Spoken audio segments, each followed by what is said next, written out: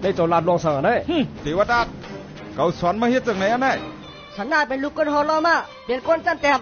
จันกวนในเตียบตาติตังเฮ็ดเด้ออำเจ้าสาติเกิดก้อยเจ้าสลากวนติญะเจ้าตึกลาดคัดปักเปืองปุงหน้าอยู่นะคาลาลองเตมันก้อยสลาอาสาวาปานคุณและปุงหน้าในอำเจ้าจันสุงเสเปิ้นอำว่าจันกวนกะหือกวนย้อนกูก็ก่อนลูกมาตีเงาหักอันเดียวกันคือปุงหน้าเกิดมาที่โหคุณช้างคือคุณนอกคำเกิดมาที่โหอ่ะคือกวนกะเกิดที่ต้องคือกวนย้อนเกิดที่ตีนตีเลยโหได้เอามัดเดียกันจังไหนละอยู่5ป้อมมีตีนเจ้าซ้ำตีไปละอยู่5สูวนตัวดีๆแลบ่คือกวนย้อนอำลุ่มลาวานเมืองปอไหนเนวานเมืองหลวงเฮาไหนมันติ6ห้ามตานหือคือปุ่งหน้าและคือขุนติป้ากันจับตั้งเปลี่ยนติวตาเมื่อตัวขึ้นลองเสกดเสงอนในตัวเจ้าเก่าสิก่อนจองก้อยห้องตัวเก่าว่าคือขุนและสละอาสาวาปันขวางปันคาสิกรรมลองลาดความคัดกันต่อหน้าตะเปไหนมันเป็นลองแตกใหญ่จางเฮ็ดให้เขาอำนับยำเฮาสิทัดมีเหลอนะสลาวค่ะข้าหันมันแดนกว่าตั้งปุ้นค่ะนี่เทวตาเมื่อเปลี่ยนกวนจุดซุ่มเกาะเมื่อตีละเฮ็ดขึ้น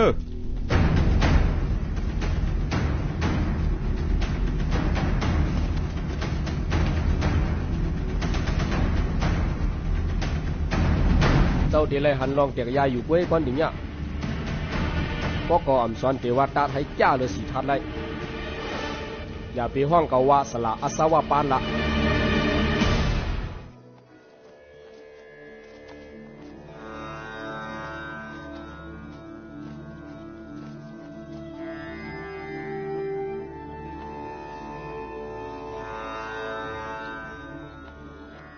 เจ้าสิทาดเป็นสังเจ้ามาอยู่ที่ในลาข้าเฮ็ดจอมความสั่งสอนสลาเฮาอ้อลองใจล้ำในเหมือนไฟสมาธิซ้ำเหมือนน้ำใจล้ำในเป็นรองย่าลูกสมาธิซ้ำเป็นรองเมโตเมเสอก็ข้าอยู่ที่นั้นจอมเตเทียงเฮียงตั้งแต่ลำเจ้าปีข้าจังไล่ปลายมาที่ในอ้อเจ้าลัดใจเย้าเมื่อไหนเขาก็แค่นั่งสมาธิจอมเจ้าเอิ้นไหน